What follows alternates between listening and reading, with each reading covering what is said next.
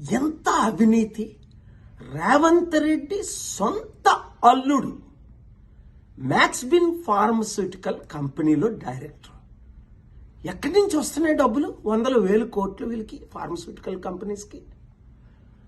అంతేకాకుండా కొడంగల్లో రైతులను బలవంతంగా ఫోర్స్ చేసి భూములు స్వీకరించడం, ఇప్పుడే కంప్లైంట్ వచ్చింది. వదిలేది లేదు. గుర్తించుకున్నారు కదా మీరంతా. కామారెడ్డి రైతులకు ఫిబ్రవరి 2023లో అన్యాయం జరుగుతుంటే, ఆత్మహత్యలు చేసుకుంటే తెలంగాణ హైకోర్టులో నేను వాదించి 1000 కుటుంబాలను కాపాడాను. అప్పుడు త్వరలో వస్తున్నాను 2-3 రోజుల తర్వాత.